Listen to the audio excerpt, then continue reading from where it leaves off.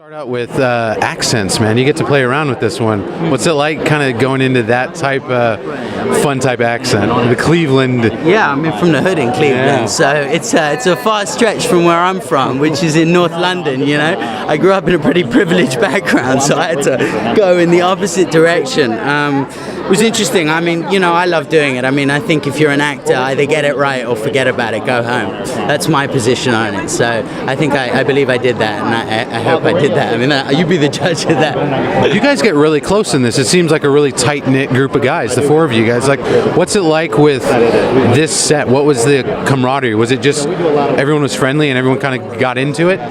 Stephen made an effort to put us all together in a house, and we lived with each other, having never met these boys before. And Esri, who, did you just interview Esri? Yeah, Esri was a local hire, which meant that he was not being put up. He was staying at home in Cleveland because it was cheaper for the production.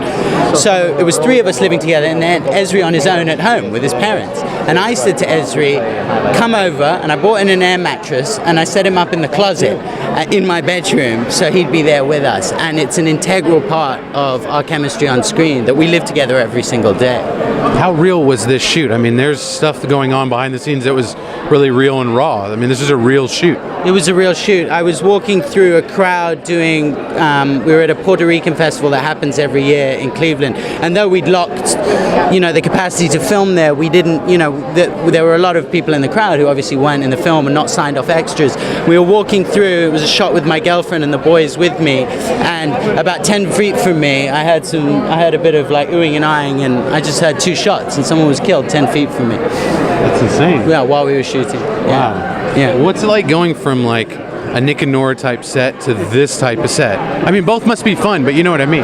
Yeah, I mean, for me, this is kind of where my heart lies in many ways. You know, I just, you know, knowing Esri and knowing the struggle of how it is, and just like, you know, just the systemic problems in the States with the schools, with jails, just all the institutions and how it works. So we're playing these boys, you know, it's like who has to navigate that, and it was really, really interesting to me. But I actually felt right at home.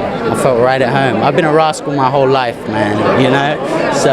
Is it nice to kind of have an American touch? I mean, with your mom's side, I mean, kind of, you're bridging the gap across the pond. Yes, I am, yeah, and thank God for that, because I think without that, maybe it would have been a lot harder to get the accent. I actually went to school here in Long Island when I was 11 for a whole year, so I'm kind of Americanized, and I'm an American citizen too, so, you know, I think that helps.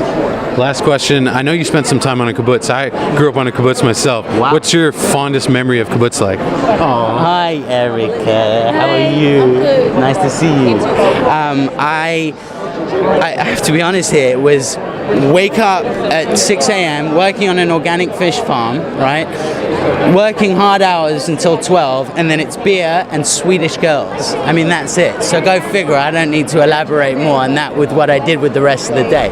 But I mean, what a wonderful experience, you know. But I mean, it's just like nothing you've ever experienced before. And the kibbutz, they're dying.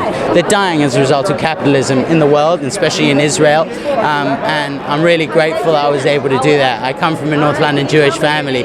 My mother's not Jewish, but culturally I'm Jewish. And my grandfather, after me being a rascal for, I was like, get out of here. And he put me on a plane to Israel, and I spent a year there, and I loved it. It meant the world to me. I miss it every day. Wow. Yeah.